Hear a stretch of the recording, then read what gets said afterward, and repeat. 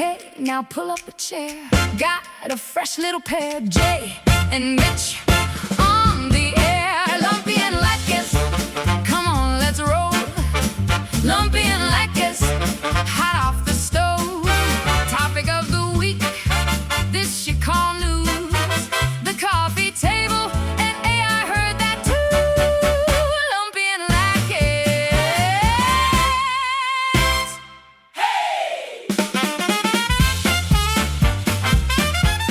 Topic of the week is probably mostly true movie trivia. Probably Can't mostly believe you true did this to me, Jay. movie trivia. Can't Well, believe you did this to me. I mean, I figured you would just have stuff ready to go off the cuff because yeah, we're both movie lovers. We love movies.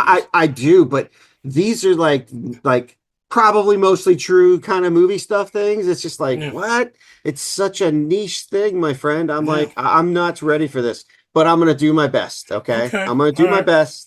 We're going to see what happens from this, and we're going to go from there. So I'm going to start. Okay. And it's the one that pops off my brain the most. Okay. And that is Raiders of the Lost Ark. Mm-hmm. That scene where Harrison Ford is played by Indiana Jones, shoots the guy with the sword. That was completely improvised. Improv, yes. Yep. So it was, and the reason that it was improvised is because he was sick. Mm-hmm. That's what I was told. Yeah. But he was. So when I looked it up, he was combating dysentery and not feeling well. So he approached the director about just shortening the scene so he can get back to bed. And Spielberg's like, sure, no problem. Yeah. So they cut it down. And I was shot, and that was it. And it's comedic history because it's like he does all that dude does all the fancy moves. Yep. And then Harrison Ford says, "Screw this." And that's it, man. That's it. And ironically enough, he had a similar situation happen in the next movie, which was Temple of Doom, and he reached for his gun, and guess what? It wasn't there.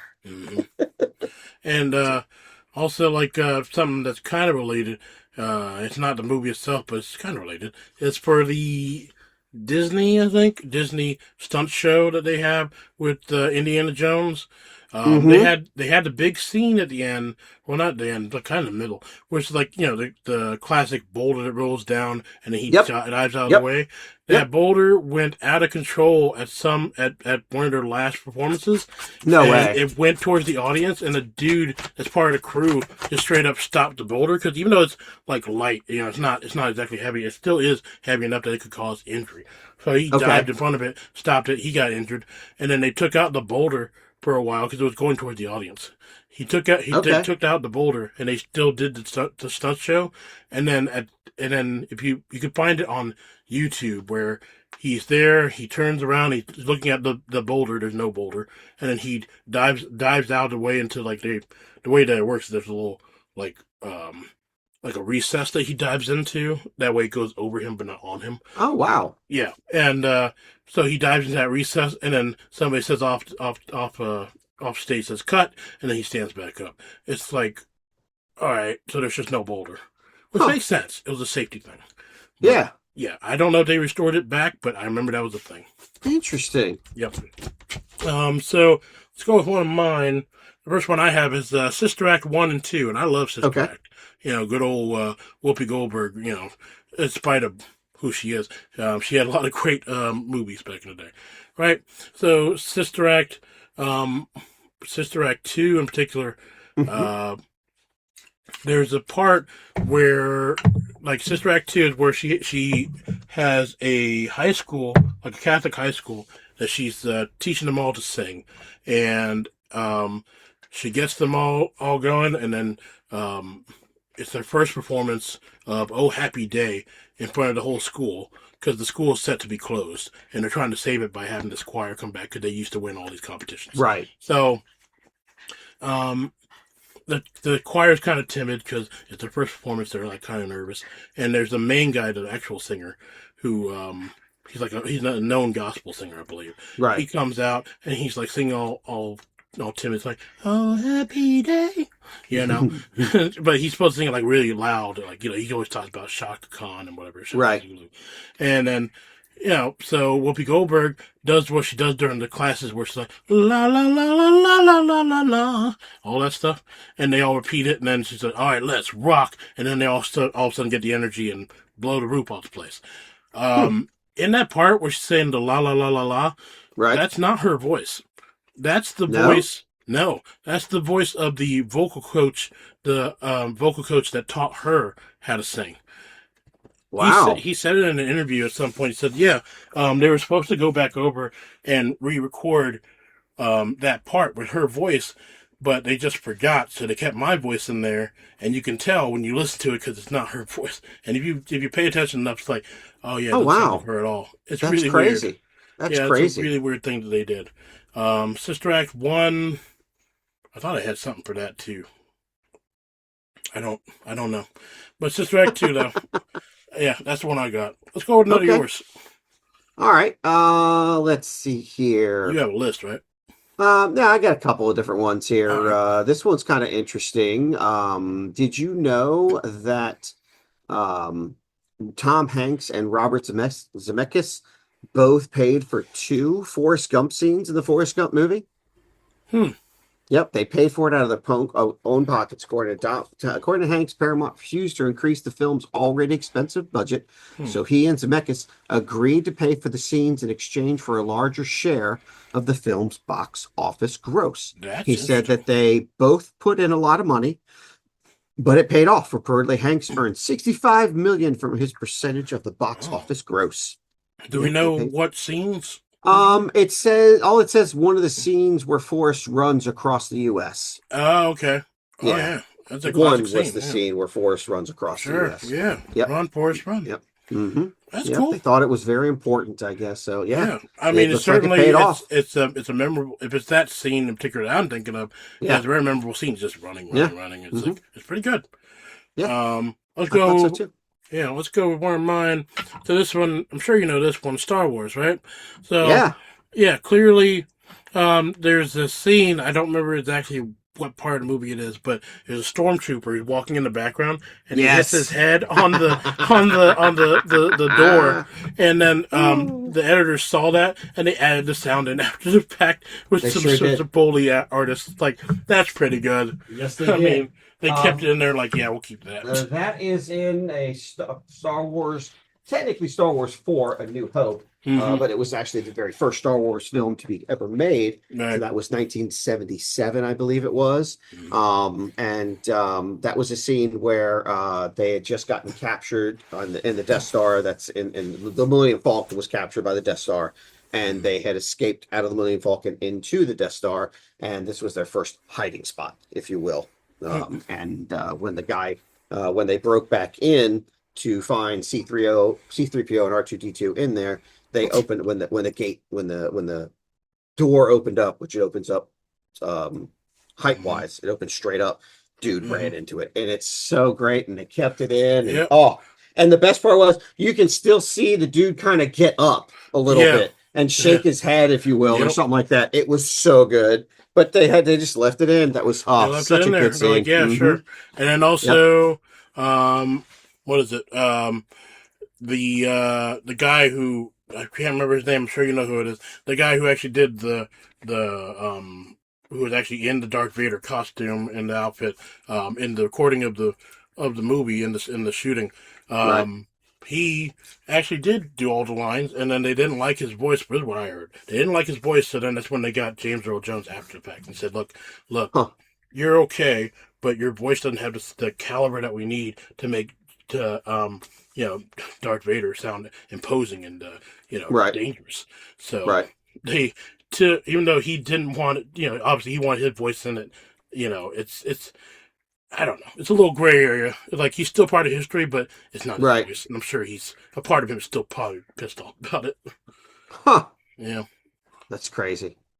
What else you got? Let's see here. Back to the Future. Did you know that the original Back to the Future, when you were in the theaters, never actually said to be continued? Did it really?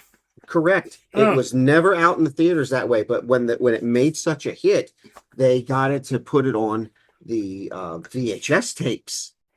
So everybody realized it was to be continued on VHS. Oh, they did. Okay, that makes sense. Yeah, isn't that crazy? Yeah, it's weird. I thought that was wild, man.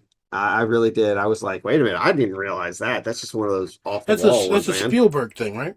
Yeah, no, Spielberg. I mean, who made it? Spielberg did make it. Yes, it's a Spielberg movie. Yeah. But I mean, yeah. Okay. Yeah. I mean, I also know about, if we're on Back to the Future, Crispin Glover, right, who played the dad. Right. This is the first case of getting a stand-in and using his likeness, because Crispin Glover famously didn't want to be in the movie again. He's like, no, I'm good. He was in one as the father, and he's like, I'm not doing this again. And so they used another actor, and they age progressed him and used like prosthetics. And Crispin Glover hated it. They didn't get his permission at all, because they're using his likeness, his face, as the prosthetics. And so they had this huge legal case. It was the first one that was ever made, and that's what started the whole thing of getting legal permission to use actors actual likenesses in movies. Yeah. Okay. Yeah, big case. Okay. That's very interesting. This kind of segues into something a little bit different here. And I don't remember if we talked about this. We did speak about this a little bit, you and I, off books, but I'm going to say it here now. Oh God, what's the Muppet's name? God damn it. What's that Muppet's name? The one we talked about it last week, Jay, about the Muppet from that they recreated using AI. Oh yeah. Scooter. Scooter. There it is. So for those of you who don't know, and I'm sure, you can look it online and find it. It's very, very neat.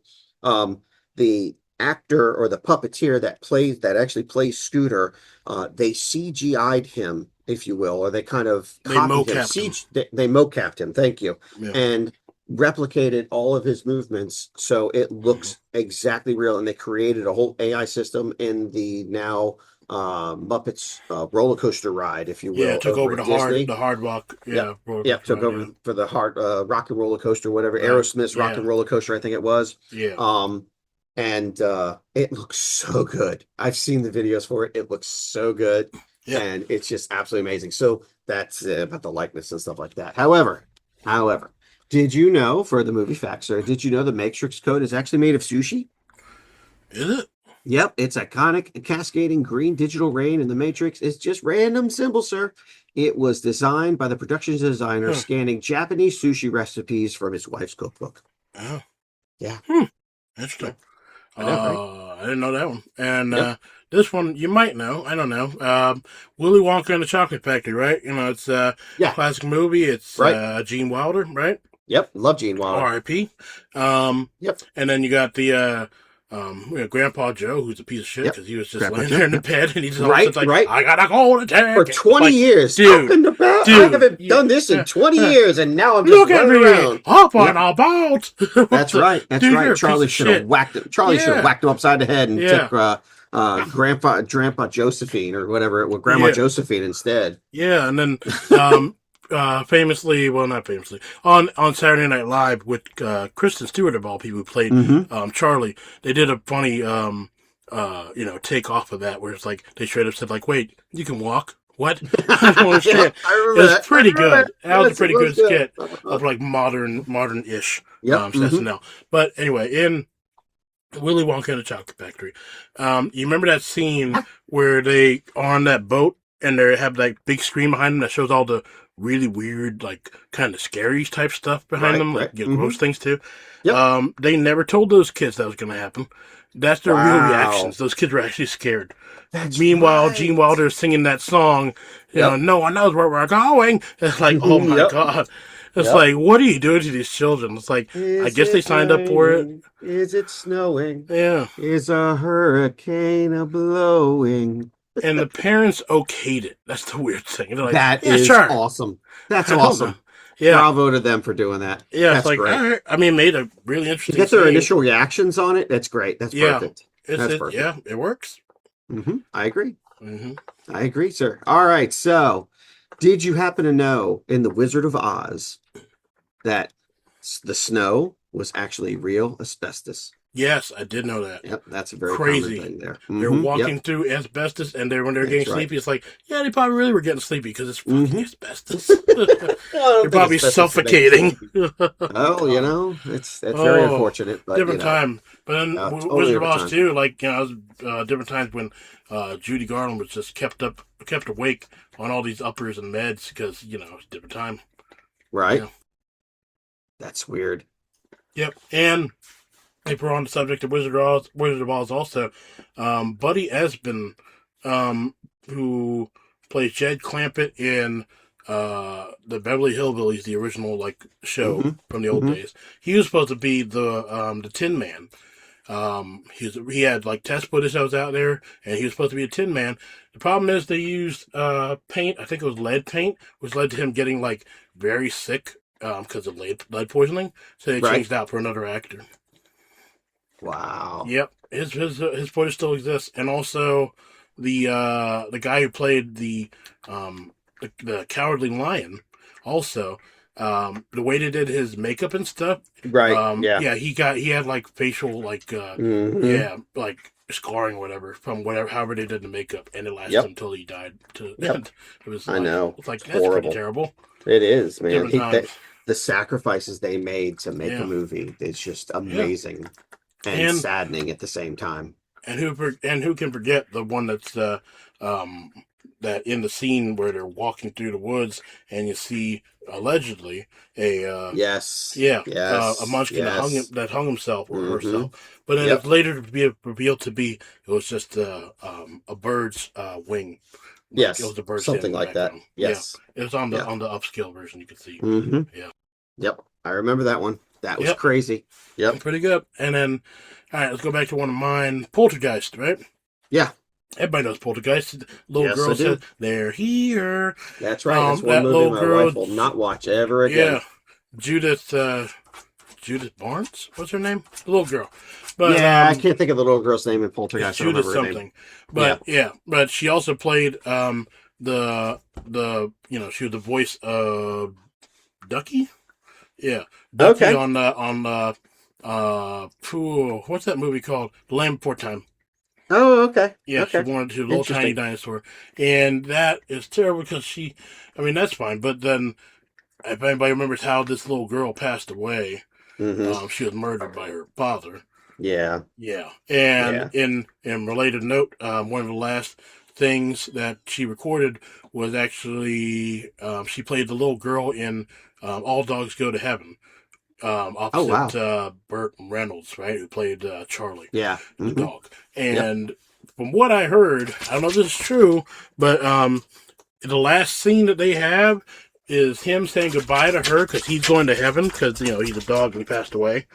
And he was having such a hard time recording that scene because her lines had already been recorded before she passed, obviously. Wow. And so he was really, he's really tearing up during the take because obviously anybody would. She seemed like a nice girl. Very sad. Very sad. And then also in Poltergeist, I think this is the same movie. There's that scene where there's that girl in the muddy water or whatever with all those bodies, the skeletons stuff. Yep. Those are real skeletons. No way.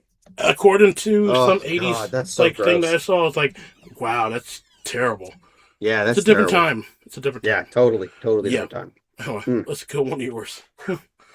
Die Hard. Remember the movie Die Hard? Yes. As far as I'm concerned, that's right. Amen. Anybody else who says differently is wrong. It stars in Christmas. That's right. Everything about it says Christmas. It's a Christmas freaking movie. It is. I don't care what anybody says. And my aunt watches it every Christmas.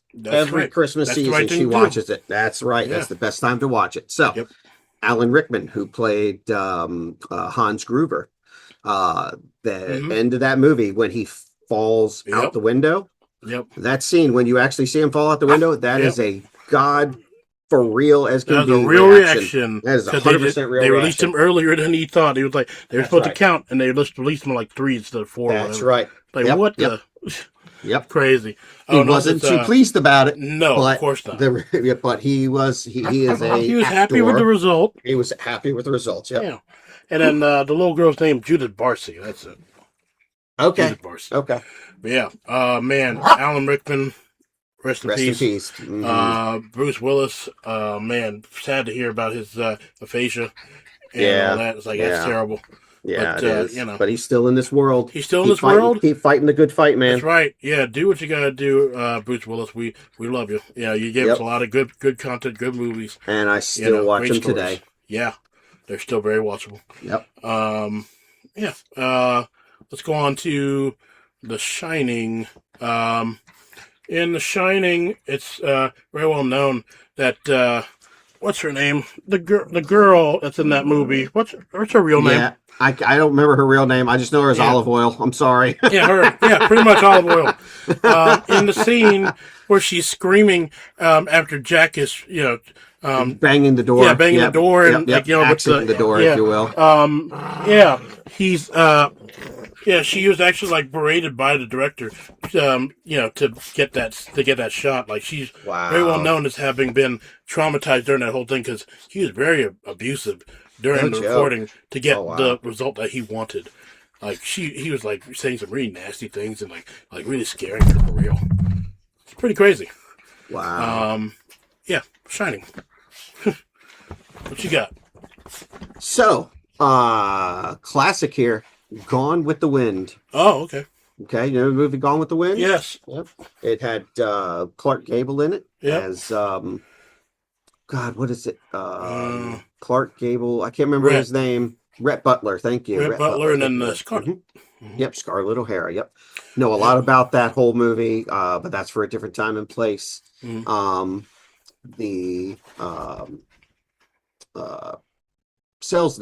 Selznick got permission from the Motion Picture Association production code to use the word damn at the end of the film. At the end of the film. Because it was in the books. So he was afraid that he was going to get fined $5,000 for putting him in. It was a lot of money back then. Yep.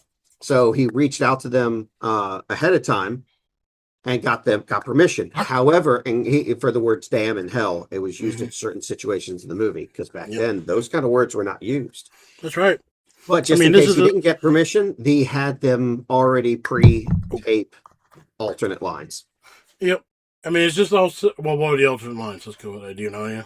No, I don't know. It doesn't say. Okay. Sorry. But all right. But like, as far as like the damn and hell and all that stuff, it's like it's a different time because it wasn't too long ago before that when they had black and white. It was like I Love Lucy. You couldn't show them in the same bed, like, and then you couldn't say the word pregnant. Like, it was a different time. Today, you can say a lot of crap. You can say ass. You can say anything you want. Pretty much, it's a new world. But back then, yeah. Just couldn't get away with that stuff. Let's go on to Jurassic Park. Jurassic Park, one of my favorite movies, probably my favorite thing that I watch. I watch a lot. The first one. That was like the first time you really got to see CGI, man. Yes, that's right. From ILM. Yeah. Yep. But Jurassic Park. So, famous scene when the Tyrannosaurus Rex, right? They first go by it, and there's the T-Rex paddock when they go by, and there's the goat, and the goat doesn't want to eat because they have a way that they feed the goat, right? And the goat doesn't want I think Gennaro says it's like, the goat doesn't want to be fed; he wants to hunt, right? And then they're going back through again, and the power is lost in the park, and they stop in front of the T-Rex paddock, and they're looking over, and they said, "Where's the goat?" And then the leg of the goat falls on top of the car, right? The Jeep. Yep. Yep. And then it's up to Dr. Malcolm and Dr. Grant to save the kids, and also the blood-sucking lawyer, who actually the blood-sucking lawyer gets eaten by the T-Rex. Pretty good scene. Sitting on the crapper, and it's But anyway, this all leads to a big scene where now all of a sudden they're going down into the paddock, which turns into almost like a cliff with a giant wall. Continuity error, giant continuity error, because that whole thing was level with the ground. This was all done because Steven Spielberg says, "I want a big cliff scene here," And I think they told him during the recording, like, that's going to cause a continuity issue. He said, I don't care. So, yeah, they made that big scene where all of a sudden he's like, yeah, they're rappelling down this giant wall. And it's like, okay. But still a great movie. But, yeah, tons of continuity errors in there. Also, there's another part, like, toward the end where the little girl who's in the movie, when they're trying to, like, raise her up, there's a stunt double trying to raise her up from the T-Rex in the visitor center. The stunt double that's playing her accidentally looks right into the camera. It does. So they use CGI to Yep. put the other girl's face on top. They sure do. Yep. That was neat. Yep, I remember that. I do remember that. Yep. Good Lord. Wow. On to another one of yours. Yes, sir. Heath Ledger. May he rest in peace. Yeah, played his very last role, the Joker. Really which good. I'm so good. He did such a great job of it. Yeah. I mean, my son and I watched it recently again for the umpteenth time, and still just enjoy the role that he performs there. It was truly amazing. Yep. Did you know that the prosthetics that were on his mouth, he had to constantly lick his lips because the prosthetics would potentially fall off? So he would just keep his lips licked so that they would try to stay on. It would stay on for longer. Sense. Yeah, I think it was so crazy. So, but it just added a little bit of flavor to it, even though it had nothing to do with the other. It just added to the flavor of his character, if you will. You just saw it happen like that. Scars. Exactly. I mean, you want to make me watch this pencil disappear? That's right. Exactly. Yeah. Oh man. I mean, just so good. Such a good portrayal of the Joker in my mind. I thought that was just so well done. It's such a shame that it took his life, in my opinion. Yeah, it really because he was a method actor, and it led him down a dark path. And unfortunately, people always say that it's unconfirmed, but I mean, such a role really does lay into, especially a method actor like he is. Sure. So, yeah. So yeah. Anyway, on to yours, sir. Next one. What do you got? Next one, I got Police Story. And I love Jackie Chan. I love all sorts of stuff Jackie Chan. I have his autobiography in my closet that says "Love You" because it's signed by him. Really cool. But Police Story. It was the first movie, really the first big budget movie that he did after he had his first American movie called The Protector.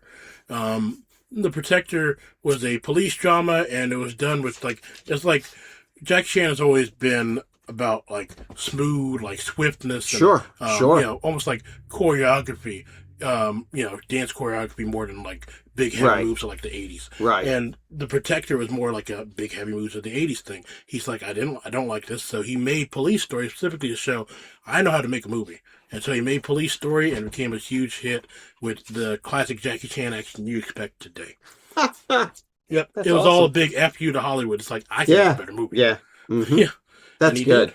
Good for him. And also in Police Story, I think it was Police Story 3, also known as Super Cop, I think.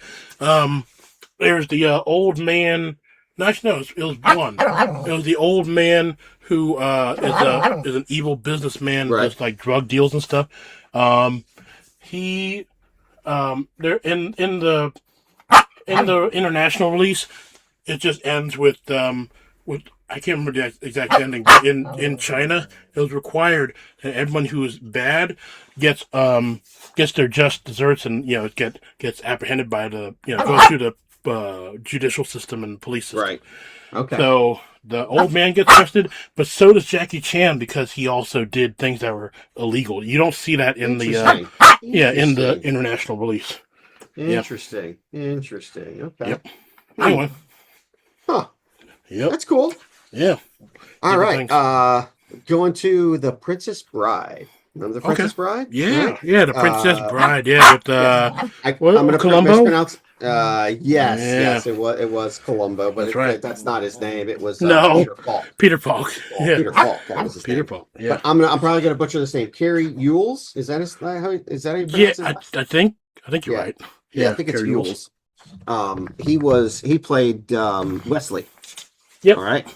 Turns out that he was knocked out during filming by Christopher Guest, who played Count Rugen.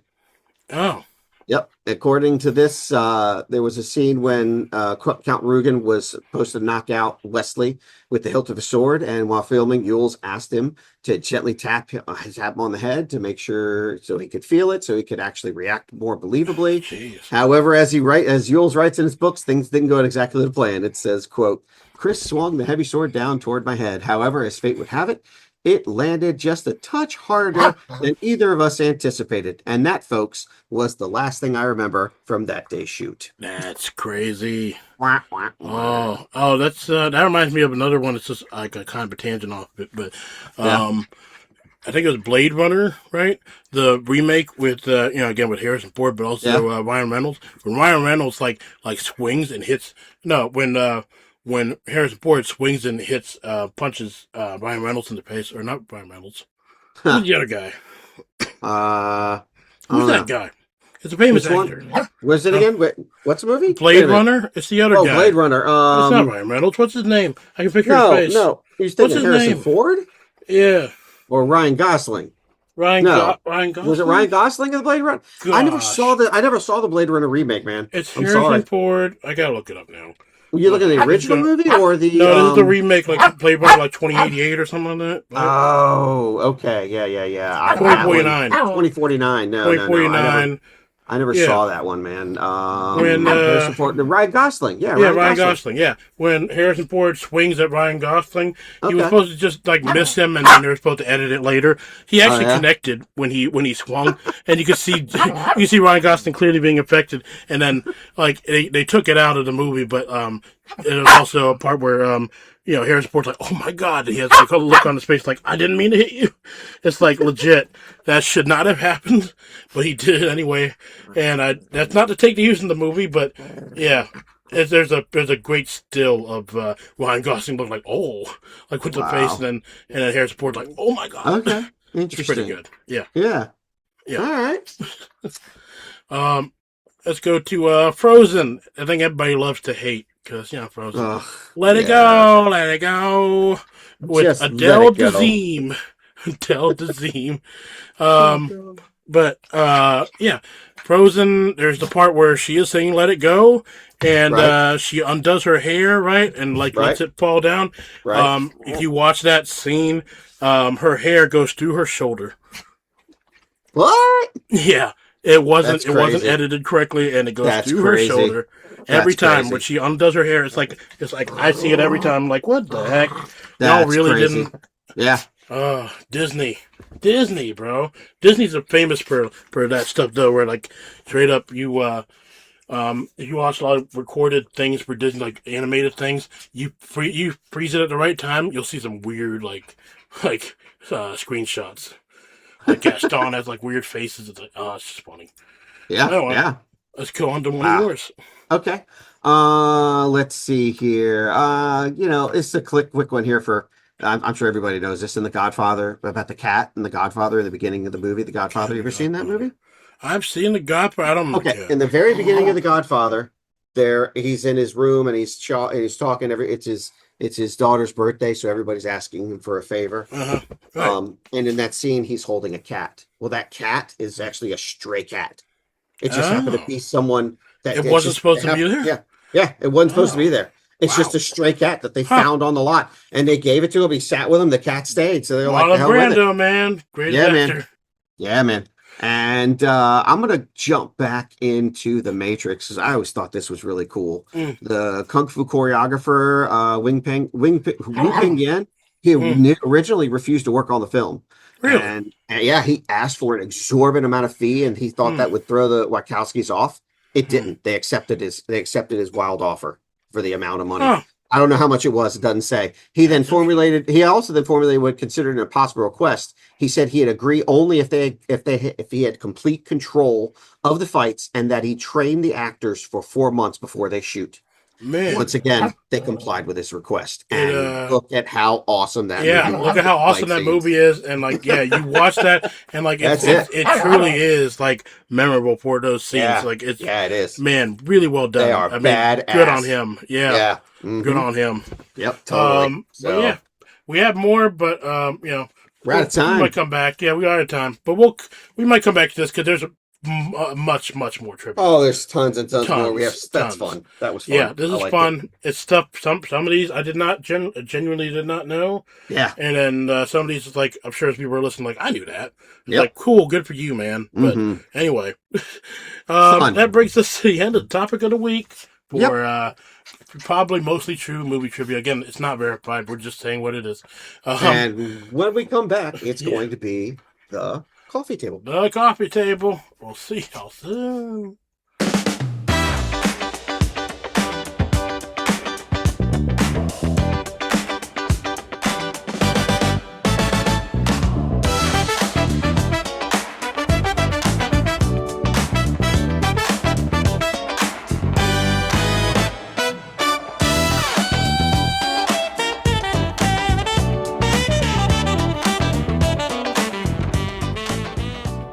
A coffee table book is designed primarily for display and casual perusal, rather than to be read from cover to cover. These books showcase topics that act as a conversation starter for guests. This is the Google AI overview for what is a coffee table book. Each week we read and discuss such books with or without the coffee. Pull out a chair and take a seat at the coffee table.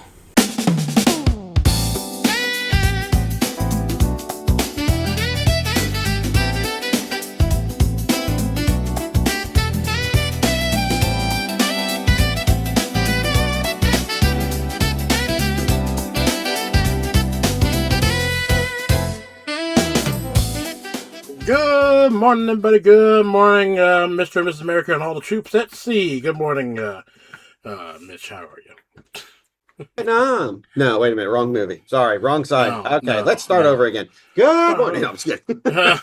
No, let's not and say we did. Yes, all right. Yes. Well, what's your drink today, sir?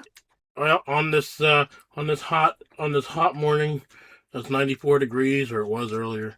Yes, it was. And there are hot days ahead. That's right. Because dark is cold and hell is cold and hell is hot. I don't know. Anyway, I don't know.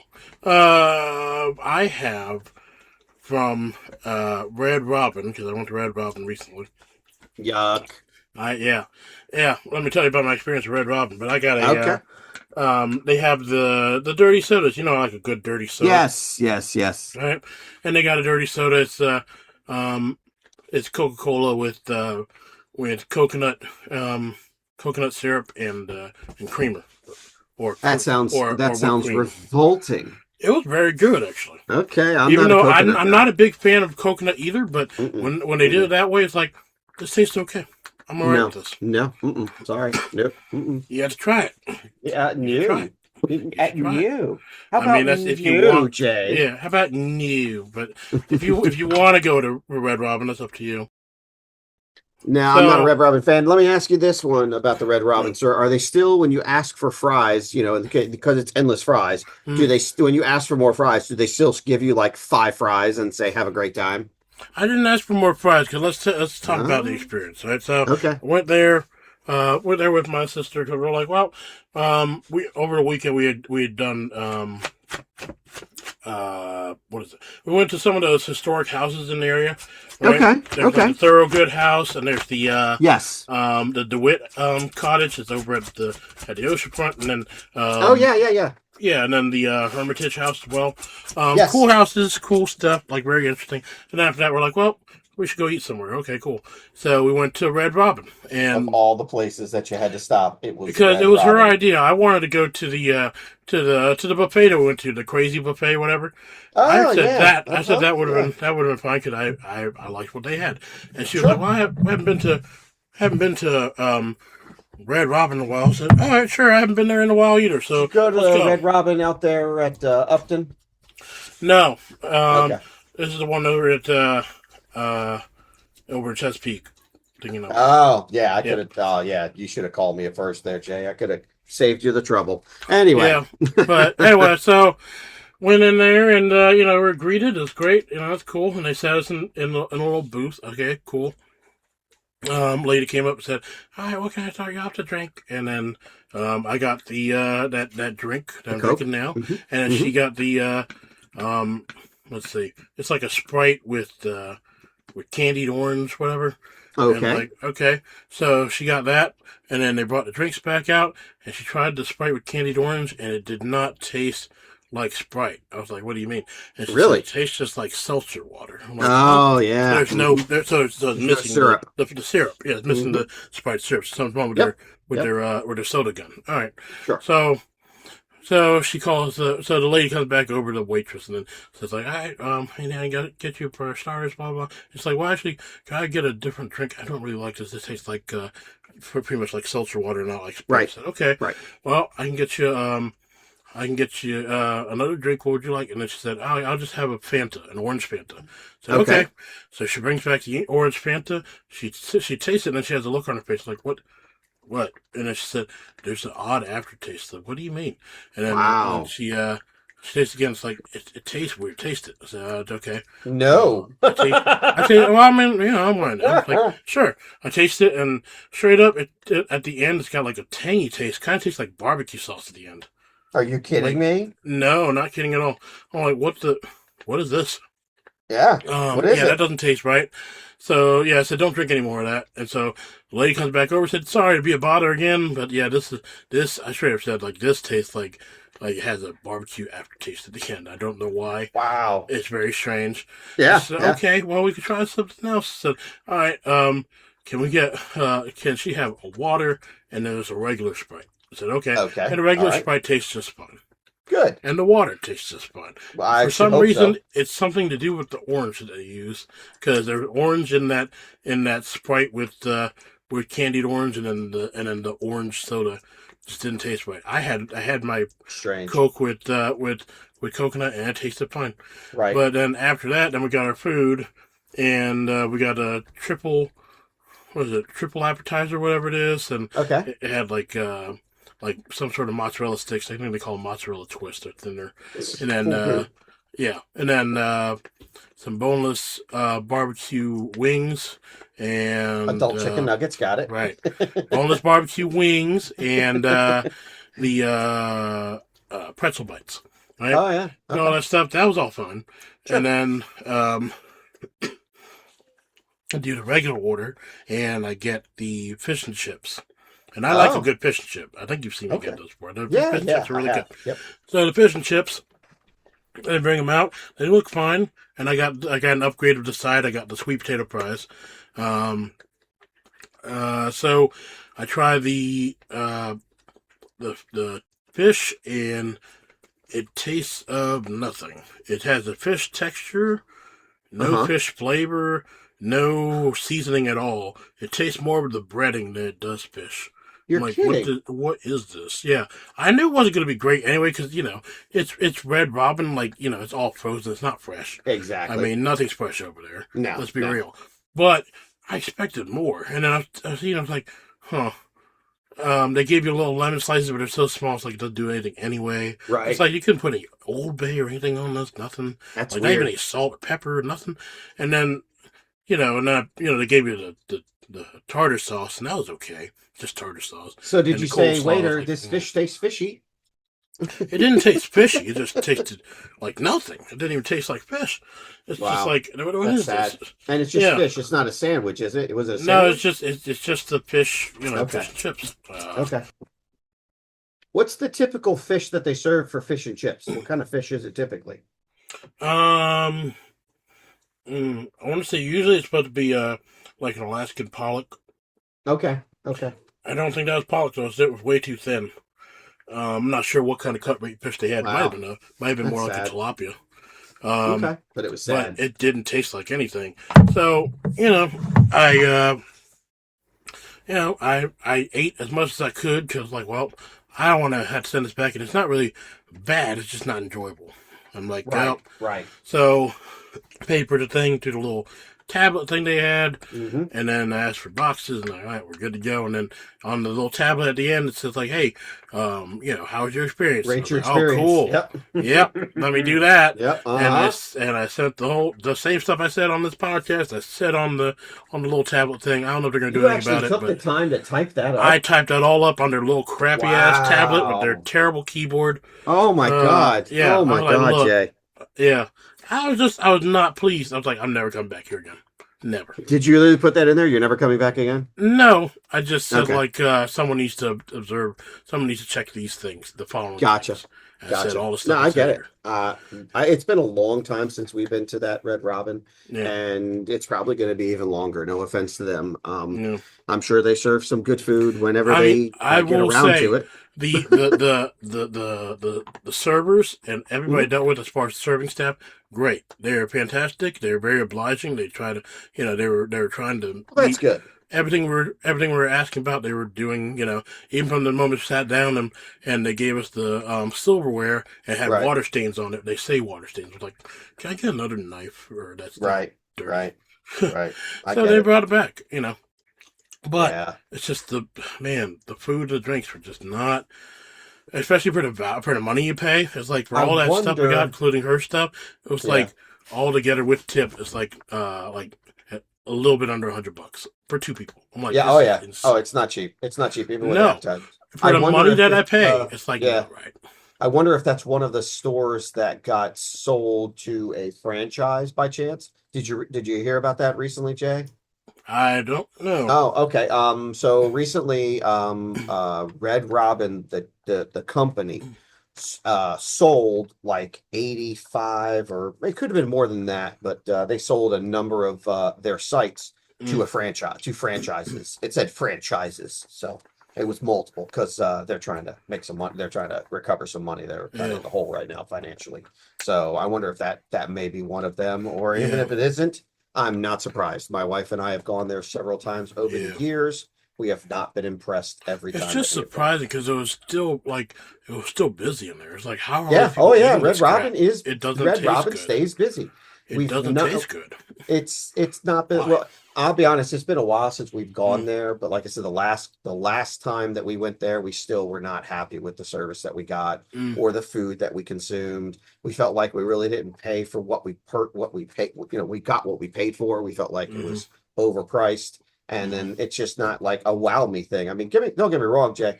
I enjoy a good burger just as much as anybody does. You take me to Mm-hmm. Five Guys, yeah, that's good. Has Five Guys changed recently? Oh, hell yeah, it has. But Mm-hmm. do we still go there to get a burger? Well, a couple of times, maybe Yeah, so. I still say one of the best burgers that I find out there. Of course, it's been a while since I've been there, so don't judge me. But it's Kelly's Tavern, man. Kelly's Tavern usually yeah. makes some of the best burgers. It's I been a don't know while too. why. Yeah. Yeah, but it's been a good while. Mm, But yeah, it's kind of hit or miss, man. When it comes to food these days, you just yeah. gotta keep on trying and keep on chugging it out, and hopefully you Yeah. get going. But anyway, Yeah. so you've got your drink Right. of the Coca-Cola coconut and creamer, Yeah. and you think that's tasty. I think it's better than I would have thought. I think it's okay. Okay. All right. Well, I'm not saying it's the best thing. I'm just saying it's all right. I'm just having a very small cup of white chocolate mocha decaf to Oh, start okay. my day because I Very already have nice. enough energy. Right. Right. Yeah. So, worst case scenario, we've got ourselves a new book, sir. Yep. Switching it up. Yep, we're doing this one. This is worst case scenario survival handbook travel. Yep. It's showing how to survive runaway camels, UFO abductions, high-rise hotels, leeches, and more. Much, It's much more. by Joshua Pippin and David Borgenich. Yep. And also, if people don't know, this was like one of the most well known as far as I know. Like it was a highly rated coffee table book back in the day when they first came out. People were like, "Wow, there's a lot of useful information on here." This is What's the before copyright on this book, internet, Jay? like before the internet and all that stuff. Let me see what the Yeah, I'm copyright pretty sure is. this one here is going to be very interesting It's older because because if you look at the photos that oh are in there oh as yeah. well as like the references, Oh like yeah, you yeah, can there's tell that older it's an stuff older in there. book. If I have to guess from here, I'm guessing, Jay. I'm going to say it's probably 70s, 80s, somewhere around Oh, that not era. 70s, 80s. No, you Definitely think not it's the that. No, 90s? Is I it the think it was more like 90s? No 90s. I way. think. I mean, let me Oh see. wow. Okay, let's see Let me the find copyright on out. this baby. Chronicle Book, San Francisco. 2001. Wow. Yeah. Okay. I Cool. mean, 2001 was a different era, man. We just got over Y2K. People were trying to figure things out. That's right. What is it? The that weird bubble neo thing. That weird. Uh, There's a What? weird almost like a different kind of like Art Deco kind of look that was going on. It's weird Okay. stuff, but different Okay. time. Yeah. Um, Yeah. Definitely a different time. so but anyway, this book But was I survived through that huge. time. Yeah, yeah, you survived without the use of this book. That's But right. this book was huge, even to the point that they had, I think it was a TV show on TBS, where it straight up just the worst case scenario, where they showed like actual reenactments of certain things they Yeah, would I do. don't remember this, man. I'm sorry. Mm, I mm. apologize. But you know what? We're gonna have some fun with this one Yep, because it's kind of crazy. So yep. it's step-by-step instructions, folks. This one here is how to stop a runaway passenger train. Mhm. Yeah. Number one, locate the emergency brake. There is an emergency brake valve just inside each and every passenger car. These valves are generally red and should be clearly marked. That is 100% true. I have been on a train. You have been on a train. Mhm. I'm sure you have seen the emergency brake. There are probably multiple emergency brakes throughout the whole thing, and they are clearly marked. Yeah. So that is true. Step two, pull the handle. This opens a valve that vents brake pipe air pressure to the atmosphere, applying the brakes for an emergency stop. There is a possibility of derailment depending on track curvature and grade, train weight, and the number of coaches. Yep. By coaches, they actually mean like, cars, not like actual like football coaches or baseball coaches, folks. Yeah, Craig T. Nelson. There's a lot That's of Craig T. right. Nelsons on the train. You might want to be careful about derailment. That's right. There's a lot of Mr. Incredibles, guys. That's right. So, if the brake does not work, oh, well, what are you supposed to do? Call for help. Locate a crew member's radio to press the talk button between the earpiece and the microphone. Do not change the channel, even if you do not hear an answer. Transmit an emergency distress call. Distress call. Give any information that may help the listener understand the location of the train, for example, train number and destination. Train's dispatcher should hear you and make clear traffic without responding. If you cannot find anyone on the radio, you will have to attempt to stop the train yourself. That's right. Is there a doctor on board? No. Yeah, All right, I'll yeah, do exactly. All right. So here's the next step. Make your way to the front of the train. Pull all emergency brake valves as you proceed, or instruct other passengers to apply handbrakes. These brakes are different from the red valves described earlier and are located on each end of the passenger coach inside the vestibule. They are applied by turning a wheel or pumping a lever. Tighten these valves as much as possible and leave them applied. Step 3, enter the locomotive.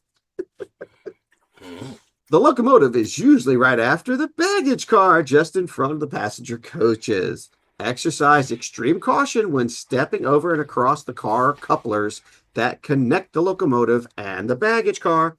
There may be several locomotives on the train, not just one. Repeat the following steps at each locomotive. However, there's a chance that the trailing locomotive cab will be reversed and that you will not be able to proceed any further forward. If this is the case, retreat to the last car of the train and follow instructions on page 26 if the train is not slowing down or a crash is imminent. Wow, good Lord. Step 4, open all emergency valves located in the engine room or on or near the dash at the left side of the cab. The emergency valves will be clearly marked. Place the handles in the farthest position forward. Step 5, move all levers and handles forward to the windshield. Be certain to move the brake valves forward. They will have the word brake at the base of the handles. Quickly push or move down all white sliding switches on and around the control stand to shut off electricity to the engines. Step 6, if the train is not slowing down, enter the engine room, which will be behind you to your right. A very loud engine room will indicate that the locomotive is under load or still operating. 7, move rapidly through the engine room along the engine block. The engine block stands out about 4 or 5 feet tall and looks like a large automobile engine. It sure does. 8, shut down the engine by pulling the lace shaft lever. This is a 2-foot long handle at shoulder height near the end of the engine block. It may be difficult to find as it is not painted a different color from the engine itself. Push the handle all the way in and the engine will run too fast and shut down. This lever is mechanical and will shut down the engine without fail. It will also destroy the engine, folks. Let's just be fair about that. It will mess it all up, I believe. Or to avoid a crash, I mean, you're going to do whatever possible to get. Yeah, I guess so.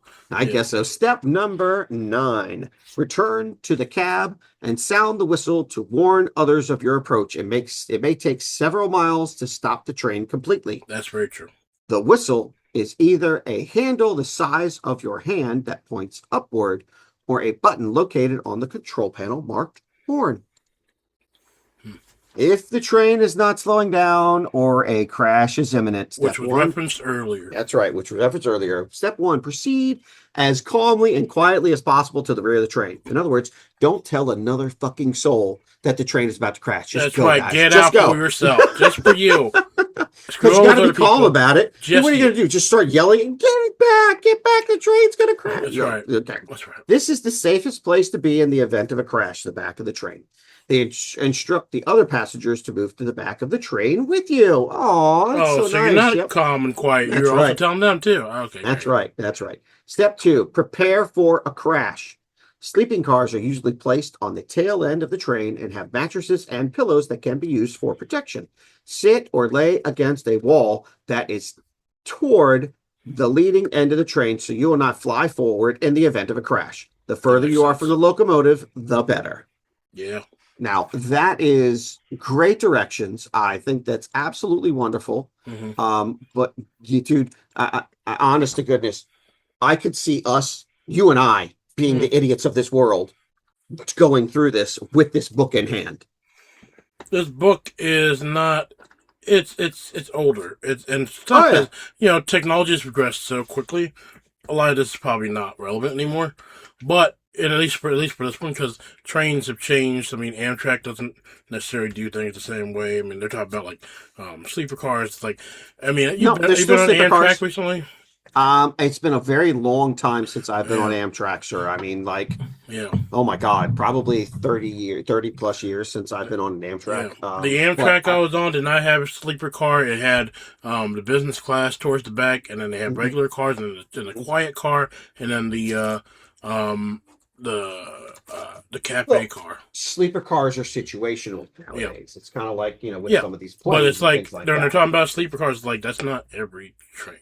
No, not every train has a sleeper car. That is true. But I have seen a sleeper car. I saw sleeper cars from 30 years ago. I actually, as well as far as the locomotive concerned or the engine room is concerned, I have seen that lever, that lay shaft lever. I dated a girl whose dad was a engineer for Amtrak, and he let me get into the engine room. I had to put on headgear before I could go in there, even at the age of 16. He's like, I'm not blowing out your ears at this age, kid. You go back there with me. And I put on the headgear and whatnot and walk through and just try. I'd listen to him scream at me, and he actually showed me the lever. He said, you pull this lever, that's it. This engine's done. I was like, what? He's like, yeah, man, you run that thing out, you can mess it all up. I was like, wow, okay, that's crazy. But plus you also just said you saw the sleeper cars 30 years ago, same time as this book. Again, they exist, but it's not every train. Right, exactly. So we have time for one more before we get to mine, because I got a lot of stuff in mine too. Yeah, okay, cool. Let's see, how to escape from a car hanging over the edge of a cliff. This is one that they actually did. This is useful, and this is one they actually did in the TV show. Yeah. Right. Step number 1, do not shift your weight or make any sudden movements. Yep, absolutely. Step 2, determine how much time you have. If the car is like the majority of cars, it is front-wheel drive with the engine in front. This means the bulk of the weight is over the front axle. If the rear, rather than the front, is hanging off the edge of the cliff, you probably have more time to climb out. If the front of the car is over the edge, assess your situation. What's the angle of the car? Is it teetering? Does it sway when you shift your weight? If the car is shifting, you must act quickly. So you got to determine the angle of the dangle. Yes. Yep. Step 3, if the front doors are still over land, use these doors to make your escape, regardless of which way your car is facing. Open the door gradually, move slowly, and get out. Step 4, if the front doors are over the edge, move to the rear of the car. Proceed slowly and deliberately. Do not jump or lurch. If you have a steering wheel lock or a screwdriver, take it with you You may need it to get out, which is true. That's a very interesting point. Reassess your situation. While opening the rear doors, will opening the rear doors cause the car to slide? If not, open them slowly. If not, open them slowly and get out quickly. Step 6.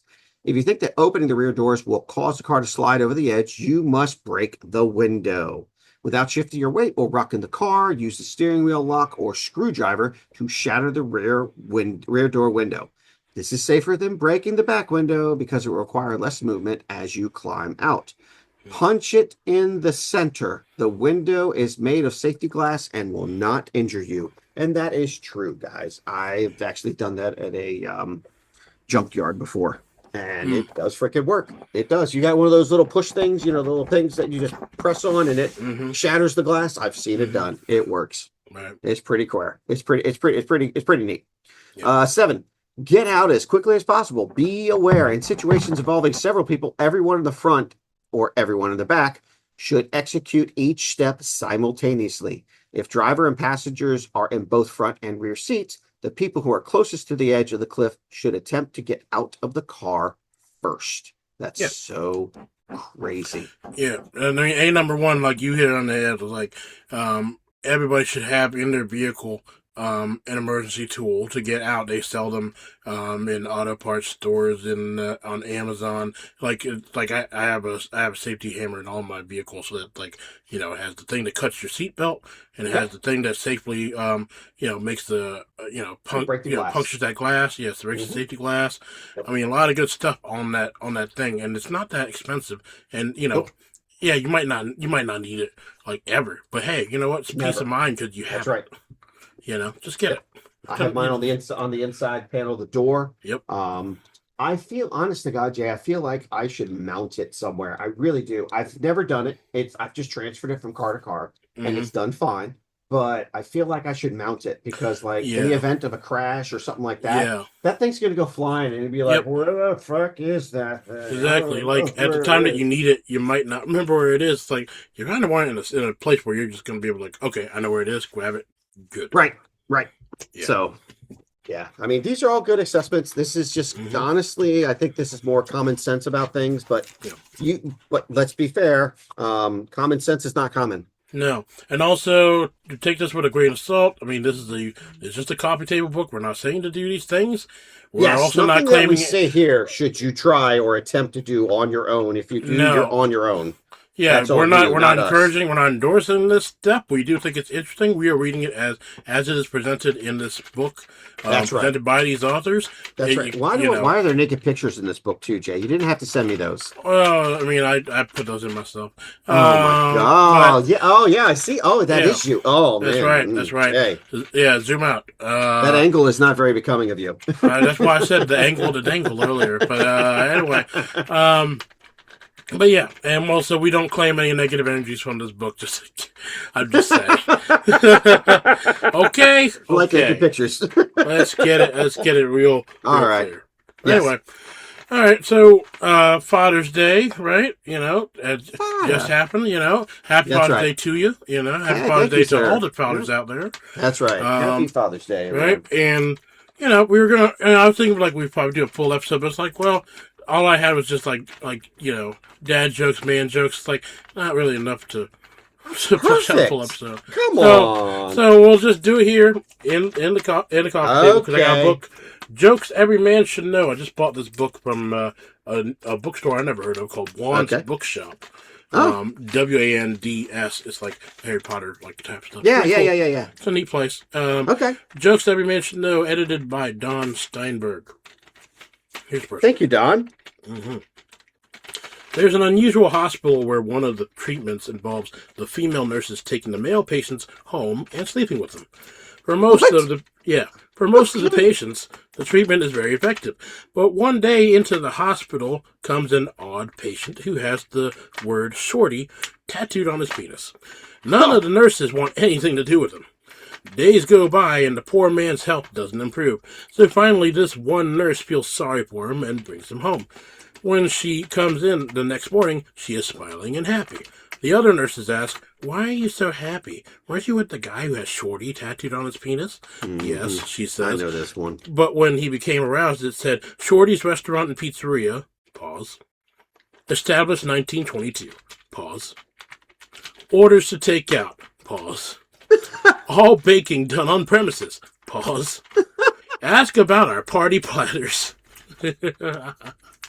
That's pretty good. That's pretty good. But it ended in Y. Huh? It ended in Y. And why? Yeah. Shorty. HSHORTY. Yeah. Shorties. Yeah. Apostrophe S. Oh, I see. Okay. Yeah. Gotcha. That's funny. Yeah, pretty good. Here's another one. I thought it was Shorty, like SH. Yeah, yeah. But anyway, that works. Here's another one. Two campers are walking through the woods when a huge brown bear appears in the clearing about 50 feet away. The bear sees the campers and begins heading towards them. The first guy drops his backpack, digs out a pair of sneakers, and frantically begins to put them on. The second guy says, "What are you doing? Sneakers won't help you outrun that bear. I don't need to outrun the bear. I just need to outrun you." That's right. Yeah. Let's see. Let's go with another one. Let's see. Flip. I don't want to read in order. No. Okay. A guy dies and is sent to hell. Satan meets him, shows him doors to 3 rooms, and says he must choose one room to spend eternity in. In the first room, people are standing in shit up to their necks. The guy says, "No, let me see the next room." In the second room, people are standing with shit up to their noses. The guy says, "No," again. Finally, Satan opens the door to the third room. People are standing with shit up to their knees, drinking coffee, and eating Danish pastries. The guy says, "I picked this room." Satan says, "Okay," and starts to leave. And the guy wades in and starts pouring some coffee. Oh, God. On his way out, Satan yells, "Okay, coffee break's over. Everyone back on your heads." Oh. He should. He judged it too early. Let's do another one here. Ew. It is pouring rain in the floodplain of the Mississippi Valley, and the rising river begins to threaten homes, including that of the local preacher. When water floods into the ground floor, a rowboat with police comes by, and the officer shouts, "Let us evacuate you. The water level is getting dangerous." The preacher replies, "No, thank you. I am a righteous man who trusts in the Almighty, and I am confident He will deliver me." 3 hours go by, and the rains intensify, at which point the preacher is forced up to the second floor of his house. A second police rowboat comes by, and the officer shouts, "Now let us evacuate you. The water level is getting dangerous." The preacher replies, "No, thank you. I am a righteous man who trusts in the Almighty, and I am confident He will deliver me." The rain keeps coming, and the preacher is forced up onto the roof of his house. A helicopter flies over, and the officer shouts down, "Please, grab the rope and we'll pull you up. You're in terrible danger." That's right. The preacher replies, "No, thank you. I am a righteous man who trusts in the Almighty, and I am confident He will deliver me." The deluge continues. The preacher is swept off the roof, carried away in the current, and drowns. That's right. He goes up to heaven, and at the pearly gates he is admitted and comes before God. The preacher asks, "Dear Lord, I don't understand. I've been a righteous and observant person my whole life, and I depended on you to save me in my hour of need. Where were you?" And the Lord answers, "I sent 2 boats and a helicopter. What more do you want?" That's right. Yeah, like clearly, I did. Yep. I've heard that one before. Yeah. How about this one? Oh, this is the Jewish joke. All right, let's see how this goes. Okay, let's see how this one goes. Oh boy! All right. A retired Jewish man is walking on the beach when he sees a bottle in the sand. He picks it up and rubs it, and a genie comes out. The genie promises to grant him 1 wish. The man Only says, one? Yeah, 1 wish, I guess. Jeez, what a I don't know what joke. kind of genie. Yeah, what kind of genie does one? That's crazy. I don't know. Let's see where it goes. He used up the first 2. Yeah, I guess someone else had the others. Yeah. The man says, peace in the Middle East, that's my wish. Okay. That's a good wish. The genie looks concerned, then says, I'm sorry, sir. I come from the Middle East myself, and these conflicts have been raging since even before my time. Wow. Bringing peace to that region is beyond my powers. Do you have another wish? And the guy thinks and says, well, I've been married for 40 years, and in my whole life, I've never received oral sex from my wife. That would be my wish. The genie pauses for another moment and then says, how would you define peace? Pretty good.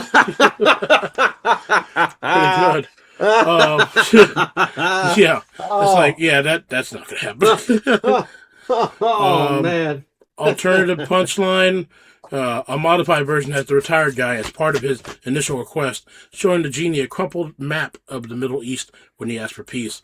The genie's punchline is, let me see that map again. Pretty good.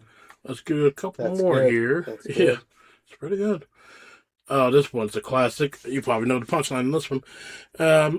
A guy is sitting in a bar when a great-looking woman comes over to him. He's really excited, but it immediately becomes clear that she is a hooker. She says, hey, handsome, want to play a game? Here's how it works. I'll do absolutely anything you want for $300 as long as you can say it in 3 words. The guy thinks for a minute, then he pulls his wallet out of his pocket, lays $300 bills on the bar, and says, paint my house. Okay. Yep. Okay, here we go. An older guy goes to the doctor's office to ask about getting a prescription for Viagra. Oh, Lord. He's in the waiting room when the woman at the reception desk calls his name and says for everyone to hear, Mr. Fraser, you're here to see the doctor about your impotence, right? The guy is mortified. Yep. No, he says, just as loudly. I'm looking into getting a sex change operation, and I was hoping to get the same doctor who did yours. Wow. Wow. Retaliation for embarrassment. That's right. Bonus joke. That's right. Okay. A guy goes into a bar and sees a beautiful woman sitting alone.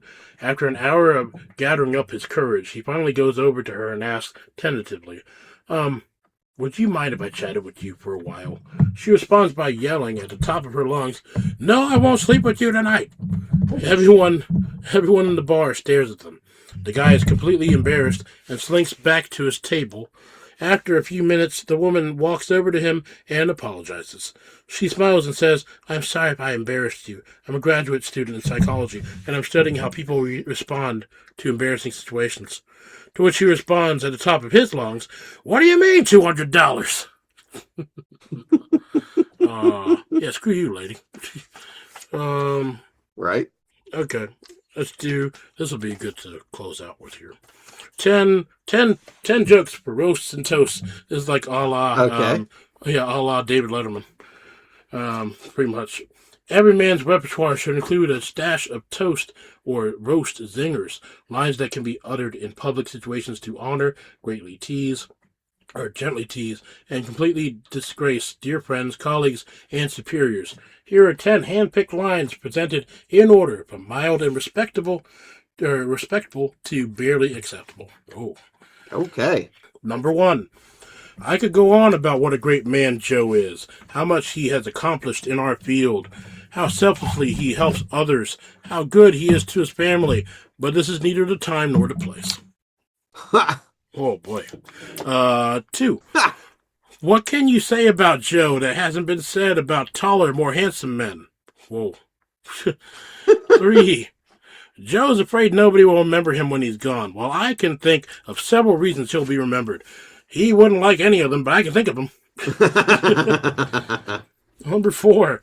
There are so many things you can say about Joe. That he's kind, generous, smart. They'd all be lies, but you could say them. Number 5.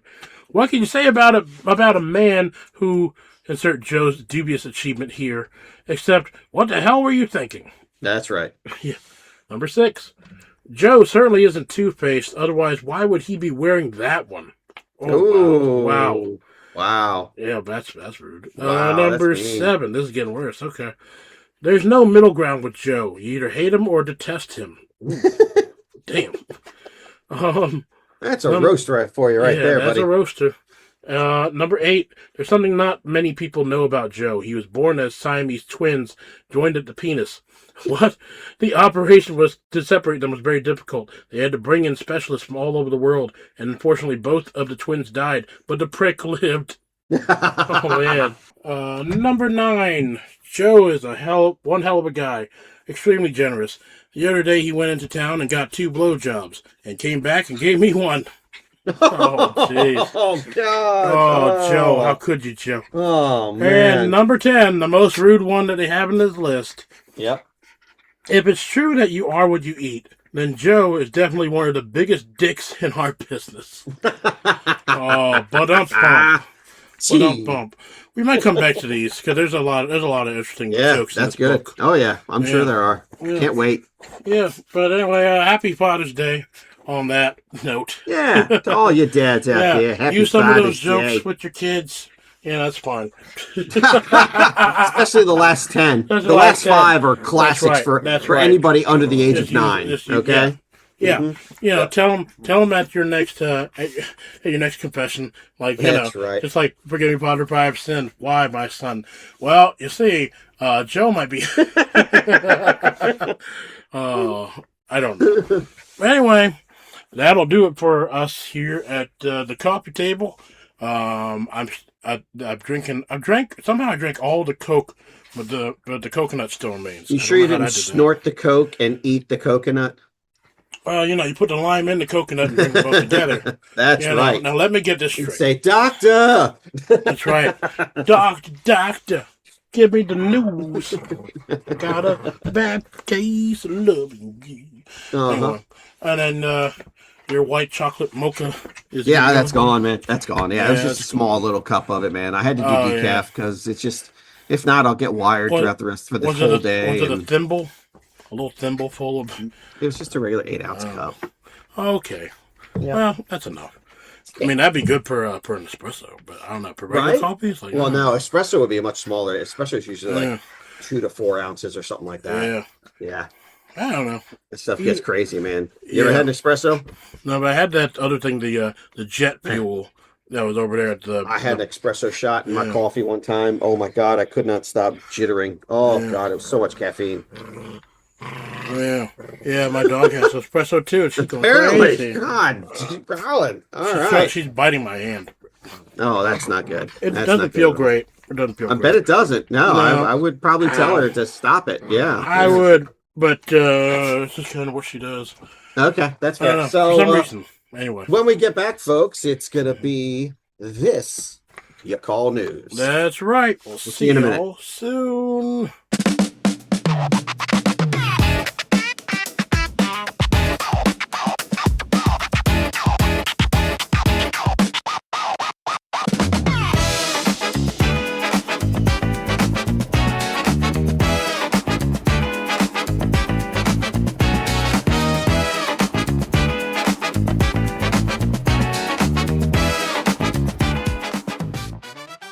And now it's time for This You Call News.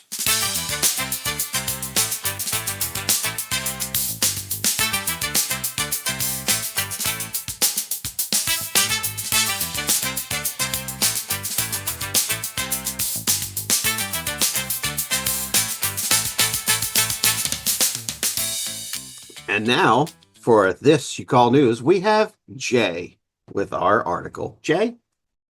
Yes, sir. Our article comes to us from Bored Panda, June 1st, 2026. Hey, it's kind of like me. I'm a bored panda. No, not true. You are kind of fluffy. Yeah, it's so fluffy. If you know what movie that's from, keep it to yourself because I don't care. That's right. That's right. This is high school principal placed on leave after famous song lyric attributed to her on yearbook's first page. Veteran educator Katie O'Connell is facing scrutiny after a controversial lyric from rapper Fetty Wap was mistakenly attributed to her on the opening page of Trout Creek Academy's yearbook this year. The error led the St. Johns County School District to place her on paid administrative leave on May 20 as it investigates possible misconduct. The incident has since sparked heated debate online, with critics questioning whether the quote belonged in the school publication at all, while supportive parents argue the reaction has been wildly overblown. One person wrote, "The kids used that quote for her? Sounds like they like her. What's the problem?" Principal Katie O'Connell was placed on paid administrative leave last month after a controversial rap lyric was allegedly attributed to her. Katie O'Connell served as the principal of Trout Creek Academy in St. Johns County, Florida, for 2 school years prior to the controversy. Although she led Trout Creek Academy for only 2 years, O'Connell is a veteran educator with 25 years of experience in St. Johns County schools, including 14 years in leadership positions. Last month, a concerned parent reportedly emailed the St. Johns County School District superintendent shortly after opening the newly distributed yearbook. According to reports, parents discovered a popular lyric from rapper Fetty Wap's 2014 hit song Trap Queen, and we'll find out what that lyric is right after the break. Now, I mean, like, they're going a long way without saying what the lyric is, but here it is. And drum roll, please. Okay. That's right. And the lyric read, "Everybody hating, we just called them fans, though. Mrs. O'Connell."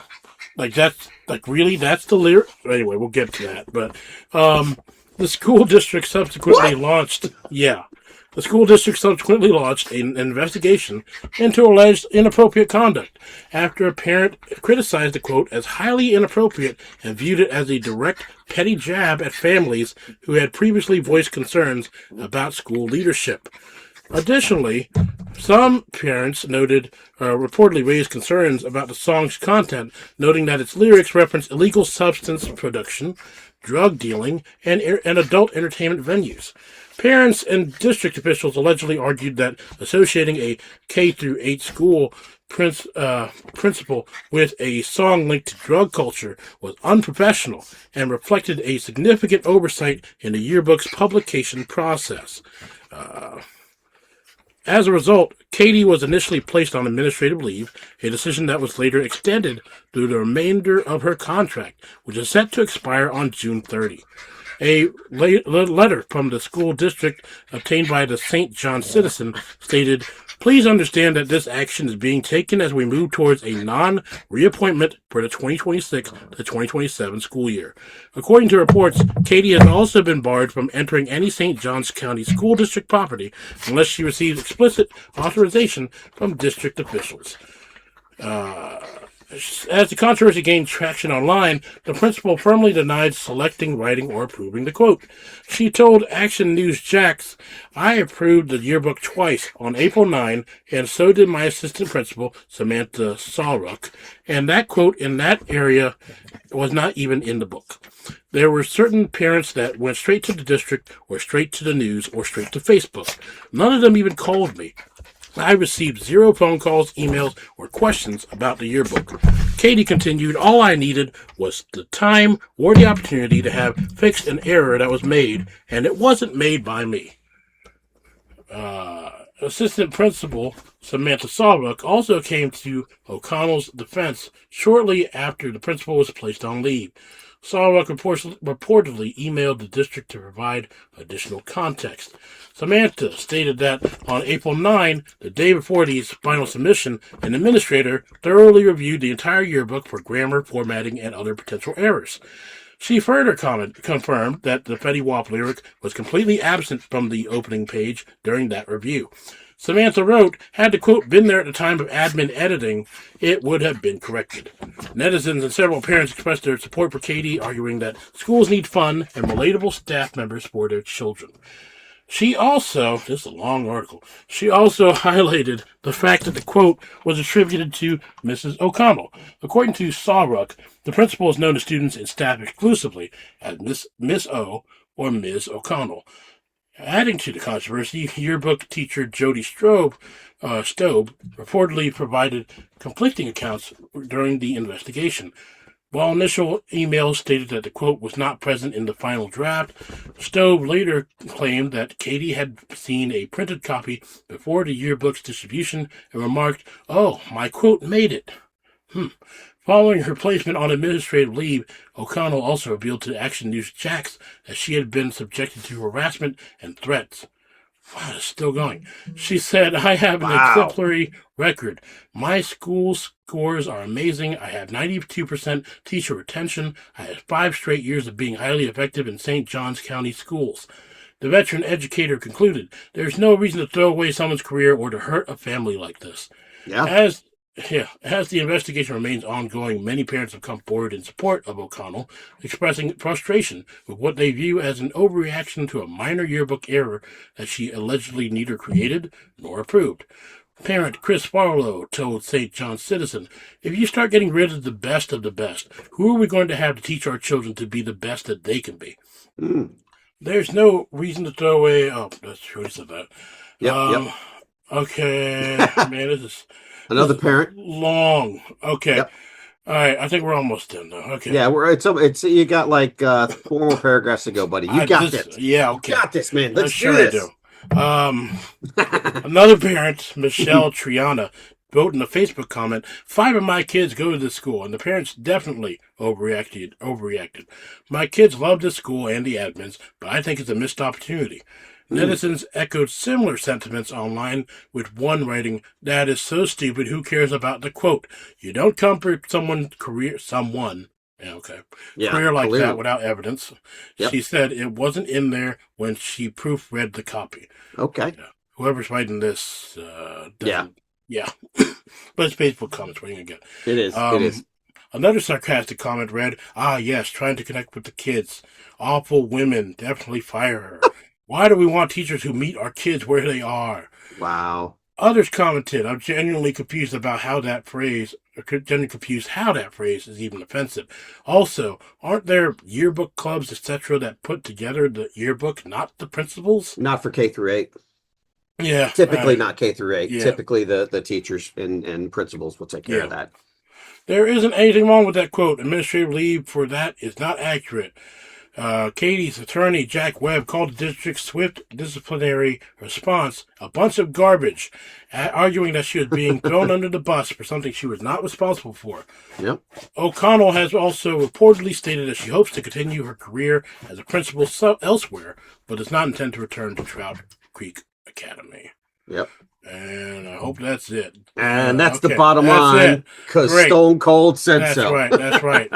Gosh. Wow. They made a whole story out of this. It's just everybody hating. We just called them fan stuff. It's a stupid little quote. Why do people care? And then you're looking at the whole song. They didn't use the whole song. No, they didn't use the whole song, but they used the quote from the song. Yeah. And now people are associating, are taking a bigger bite of a smaller piece, if you will. Yeah.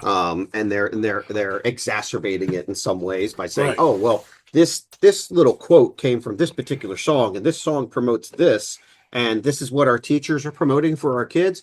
Okay. First off, the teachers already, or the principal has already said, "Hey, it's not me. Hey, it wasn't me." Okay. Hey, it wasn't me. And people are backing her up. Of course they should back her up. If it's not true, again, but now you have one other person saying, "Oh, well, this is the comment, the quote that they made." Look, it's one quote. I think the quote's being taken a little bit too far out of context. Yes. And it's a quote. And guess what? If your child is in a grade other than, I don't know, let's just say, first and fifth, they're probably not going to remember that. Right. Anyways, and neither are you 20 years from now. Right. And it's not going to really make or break any person whatsoever. Yeah. It's not going to, if this one little quote changes one of those kids' lives for the rest of their lives and makes them 10 times better than what they ever anticipated to be, or they turn out to just do something amazing all because of this one quote, get back to me in 20 years. Right. And again, like you're going after Mrs. O'Connell, she's just quoting it. Like, why don't you go after Fetty Wap? Like he's the guy who actually made the damn song, and yet you're going after this poor Oh, teacher Jay, who come didn't do on. anything. Oh, She come just on. it's one line. It's the most harmless line in this thing. Everybody hating we just called them fans stuff, and people are up in Yeah. arms because like, oh, it's from a song that references drugs and all that stuff. She didn't reference the drugs. She just used Nope. one simple line. That's right. These people are idiots, and you're That's losing right. a great educator because of this stupid crap. From what it sounds seems like, yes. From what it sounds like, yep. From what's From been what they painted say. in this article here by Yeah. Board Panda, I would agree, Jay. And I'll Yeah. tell you, good luck to him. Yeah, Good luck like, to that. Good luck to that Trout Creek Academy and Mhm. St. John's County School District. Good luck Yeah. to them. like we like everywhere. Like it's hard to get good educators. Educators are leaving because Truly their kids are getting more difficult, straight up, overworked and and underpaid. they're overworked. They're underpaid. Yeah, the school boards aren't listening to what they have to say, and you get someone who's good, who's good, like this lady, and you make her quit because of this kind of crap. It's like, Sure. are you serious? Are you Sure. serious? Sure. Like it's hard enough to find good educators, and she said 92% retention of her teachers and stuff. That as far as I know, that's good. That's Yeah. an A, and that's an A plus or an Yeah. A, an A, not an A plus in Right. in the school system. So I would think that'd be okay. But just because of one stupid quote, now she's gone. It's like that's crazy. Yep. That's crazy. Yep. It This is the world we crazy. live in. This Yes, world it we live in. is. I hope Yes, it is. I hope she does well. She seems like a nice person. She was trying to connect with the kids. It's like, Right. I guess she just chose the wrong song, unfortunately. But yeah, it's what it is. Yep. Yeah. Anyway, Yeah, I know it's bad. That's yeah, bad. it's sad. And this was Yes. a long. They made this whole long thing off of this one stupid thing. It's like, come on, man, Yep. that was a I know. long article off of something so stupid. It's like, gosh, Off of one potential line. quote one quote that wasn't even approved supposedly. Yeah. And hey, if we ever get to the bottom of it and we find it out, folks, we'll let you know what the update is. But Yeah. it sounds to me, it almost sounded like me in the article anyways, that she's already got one foot out the door anyways, because that like was her last year as the principal under contract or something like that. Yeah. Is kind of how it sounded. So they let her finish it off with pay. Maybe. And she's probably gonna just be like, okay, you know what? Hopefully there's another county right next door to where I live here. I'm just going to go to this other county. See y'all later. Yeah, maybe. Maybe. Hard to say. Hopefully. Yeah. Yeah, Anyway. I'm sure with her kind of record, she'll find another job really quick. Yeah. I mean, yeah. Because there's plenty of need for good teachers in this world. There is. And that's why it's like surprising that they do that. Because, Yep. I mean, Yep. Truly. that's crazy. Anyway, that's it for this article. Mitch, you have an article as well. What do you have, sir? Yes, sir. Mine. This one came from Yahoo News, I guess Malay Mail, actually. 19th of this month of June 2026. Mom refuses to pay son's condo rent. He responds by driving car into Bangkok University campus pool. Bangkok. Family argument over rent ended in dramatic fashion when a 29-year-old man, yes, I read that correctly, 29-year-old man, drove his car into a swimming pool at a university campus after his mother refused to pay for his condominium. Huh. The man was rescued and taken to a hospital after his vehicle plunged into a pool at, and I'm going to butcher the name, Yeah. Chulalongkorn University in Bangkok early yesterday, according to Bangkok Post. Sounds right to me. Police from the Pathumwan station were alerted to the incident at 5:45 a.m. when they found the car submerged in the water. The driver, who was the vehicle's sole occupant, was pulled to safety by emergency responders before being taken to Charing Krung Pracharik Hospital. I'm not going to try to butcher You it. chose one of the hardest articles to read. I know, right? It's awesome, but it sounded so crazy that I had to say it, you know? Yeah. No, that's good. Initial police investigations found the incident following a dispute with his mother over the cost of renting a condominium. According to investigators, the man became stressed and frustrated after his mother refused to pay the requested 27,000 baht, which is about RM 3,500, whatever that means, a month towards the rental. Yeah. Police said he then drove to the Chulalongkorn University campus and headed towards the pool. Security guards attempted to stop him before he reached the water, but officers said he accelerated through the barrier fence and the car ended up submerged in the pool.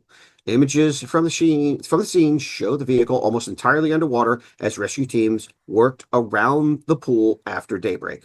Authorities are continuing their investigation into the incident, including examining the man's state of mind and what may have motivated him to drive into the water. No other injuries were reported. This photo is crazy. I mean, that dude drove his car into the freaking pool, man. I mean, it's like, because his mom wouldn't refuse. But so here's the part that kind of that's interesting. It says the driver, who was the vehicle's sole occupant, was pulled to safety by emergency responders before being taken. He was pulled from there. So it almost seems like this man tried to end his life by driving the car into the pool because his mom wouldn't pay for his condominium, and he is 29 years old. I mean, seriously? This man clearly has issues that he needs to be helped. I mean, that's what I see. Yeah.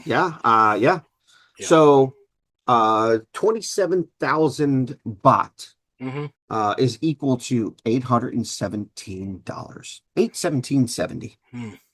Yeah. Yeah. I mean, wow. I mean, oof, seriously. This guy, I mean, look,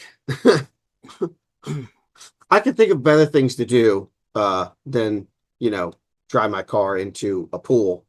That's just absolutely crazy. I'm sorry. It's absolutely crazy. Yeah. It's extreme. And again, this man clearly, I think he has mental issues and needs to be seen by someone. Hopefully getting the help he needs. But yeah, this is a huge. But they had a pool that was easily accessible. I'm guessing this has got to be an outdoor pool, just from looking at the picture. Yeah. And again, it's only the one picture. It looks like it's an outdoor pool. Dude just drove straight through everything and just said, "Fuck it, I'm going in the pool." Wow. I mean, barriers don't really stop people. That's for sure. I mean, like, in a related way, at another terrible tragedy where the guy didn't make it, like in Virginia Beach, where the guy drove straight off the pier and into the no one stopped him either. It's like I can't wait to see possible camera footage or security camera footage, because I can't imagine there's no security camera footage. If there isn't now, there will be later. if they publicly release it, that's the thing. Yeah, sure, that's true. That's the thing, because this is on technically private property, because it's the university. True, that's true. That's very true. It's hard to say. I'm sure they might. They might. Possibly. They might. I mean, they do. They release all sorts of things. Like last time when we saw the Chuck E. Cheese footage, right? Getting arrested. So, true. I mean, anything's possible. Yeah, it is. It's really sad. It is, but it's so crazy. Yeah. I mean, come on, man. Like, I mean, that's a heck of a. So he was attending the university? Is that where? That's what it sounds like. Okay.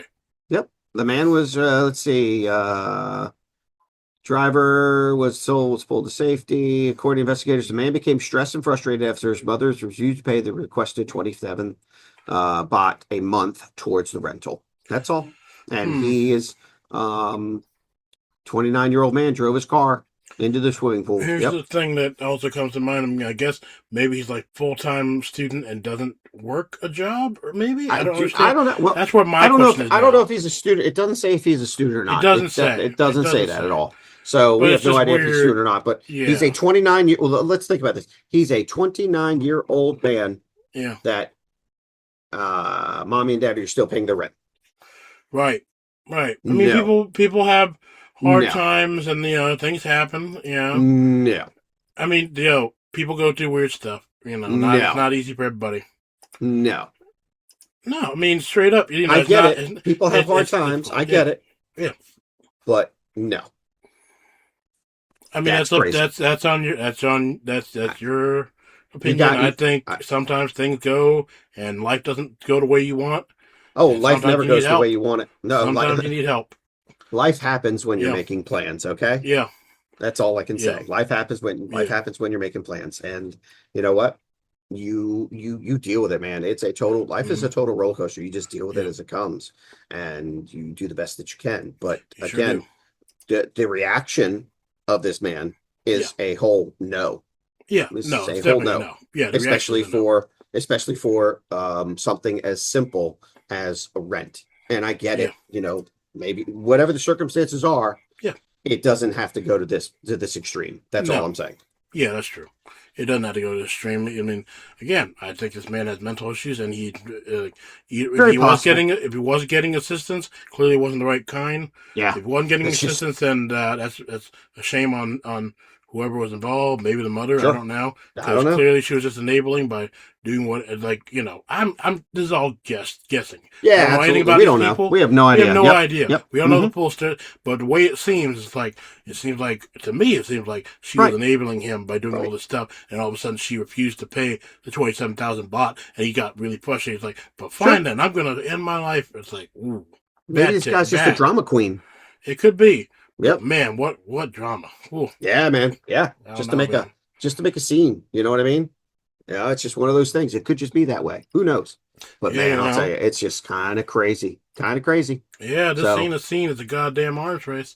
Um, so yeah, on another note, sir, and this is off topic for news and whatnot. mm, I would have to say, have you ever seen you remember the old TV show He-Man, the Masters of the Universe? yeah, sure. Yeah, okay. You seen that before? Do you remember watching as a kid or anything like that? I I mean, that's didn't before watch your it. I know time. of it. Yeah, I you just know of know it. I of it. didn't Yeah. watch it. Yeah. Okay. So my son's birthday was recently, and I took him to go see Masters of the Universe. And I will Oh, have to say, I think it's a solid B, maybe a B plus. okay. Okay. I thought it was a good movie. I would All right. recommend it. And anybody who's, I guess, I'm not trying to label anybody or anything like that, but Gen Xers would probably appreciate it more so than anybody else because Mm, that's the time that they grew up with that kind of stuff. You right. know what I'm saying? Yeah. Around my age and whatnot. And again, great nod to that. Great nod to previous movie as well Mm, for He-Man as well. But overall, decent movie. Decent movie. okay. Yep, I would recommend it. Yep, Okay. I enjoyed it. Yeah. Uh, other movies. I mean, I don't know. It's not new, but I recently saw The Beekeeper. I mean, that was really good. It's Oh Jason yeah, Statham, yeah, right? yeah, I saw that yeah, on my hacked Google streamer, yeah. and yeah, good movie. And they're making a second one that's coming out in 2027, I believe. I think they're doing post production already. Nice, nice. And yeah, that movie was recommended to me by a dude who says he's Christian. I'm like, you watched this movie and you say you're Christian? I don't know, man. It's like there's a lot of blood and guts. Like, I mean, Oh again, yeah, I mean the Bible. I mean, yeah. I don't know. Mm-hmm. It's kind of on form. Yep, pretty much. I'm not trying to be anti-religion, whatever. I'm just straight up saying this is That's crazy. not. I mean, Jay, no, Yeah, you're dead serious. I mean, yeah. what has more blood in it than in the Bible? And in the Let's Bible, be fair. yep, Let's be totally fair about 100% this. true. Okay. 100% true. It's there. I mean, as everybody knows, if you believe it, Jesus died for our sins, and he Sure. died on the cross, and like that Yep. was a very violent, very public way to pass basically been murdered. It's Right. crazy, and, the Bible. Oh boy, but I'm not. Look, again, not trying to raise any ruckus. I'm just trying to Nope. say it's very violent. The Bible is That is one person's opinion or yeah, one religion's opinion, but that's right. hey, it is what it is. That's right. That's the beautiful thing about this world, especially in the country we live in.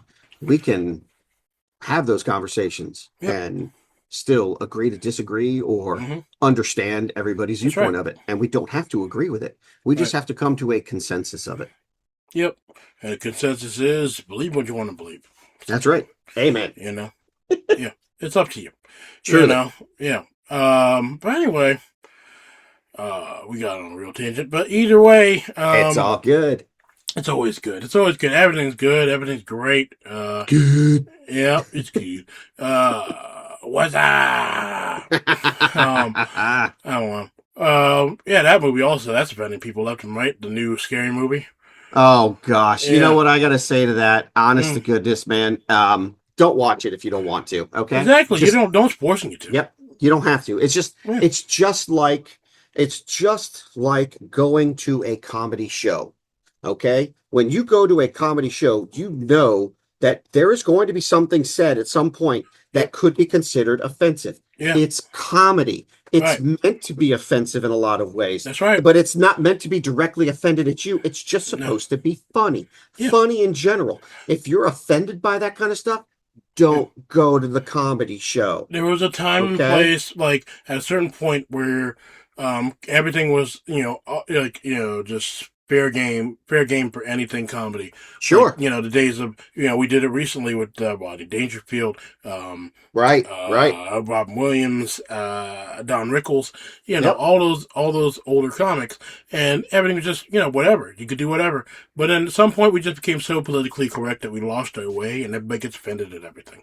Right. But guess what? Half the time now, especially when you go to some of these, like, it's been a couple of years myself, but a couple of years ago, we saw Joe Coy and we saw Jeff Dunham like a year before that, if you will. Both of them basically said, hey, look, if you're like offended in any way, shape, or form, just get the fuck out because it's going to happen. And if you don't like it, guess what? You're at a comedy show. This is the way it's supposed to be. People. Yeah. Same thing applies to a movie. Okay. That's right. I'm sorry. You chose to pay for the ticket to go watch the movie. That's right. Yeah. Or like you chose to look at your feed and see the information about it. You can block that stuff. You don't like it, block it. That's I mean, you don't have to agree with it, but at the same time, it's like, again, just like a lot of things that are great in this free world we live in, at least in the United States, you're able to do. Yeah, you're able to do whatever you want, and that includes the right of media to do what they want, and the right of writers to write what they want. I mean, you don't have to agree with it, but it's their right to do it. That's right. At least in this country, not every country has that freedom. That's correct. That's correct. Yep. No. So I mean, again, you just look. If you don't like that kind of stuff, then guess what? Don't watch it. Okay. Right. There's no need. I mean, you can give if you want to really give your opinion of it. Fine, go ahead and give your opinion of it. But guess what? In order for you to give your opinion of it, that means you have had to have seen it. Yeah, exactly. You can't comment on something that you have not seen anything of. That's right. How does that make sense? Nope, makes no that's sense. That's like judging a book by its cover. You can't do that. And watching a trailer does not give you necessarily the right to make judgment on that. I'll just mention for trailers in particular, the way that Hollywood does trailers these days. You watch the trailer, you pretty much have seen the movie. Like they're terrible at trying to leave stuff open ended. I can't even name how many trailers I've seen. It's like, well, now I know the movie, so I don't have to watch it. Yeah, I get it. I get it. Some of them. I get it. That is going to do it for us here at This You Call News, and for this episode, another great one in the can. Yeah, that's right. Kick it down the road, baby. That's right, and flush that can so someone else can use it next time. That's right. But as always, my name is Jay, and I'm Mitch. Love, peace, and respect. We'll catch y'all right here again next time on Lumpia and Latkes. Bye for now. He's such a ninny. Oh, such a nincompoop. Oh, jeez. If you should or would like to contact us, please find us at our Facebook page, Lumpia and Latkes. We will be glad to hear from you.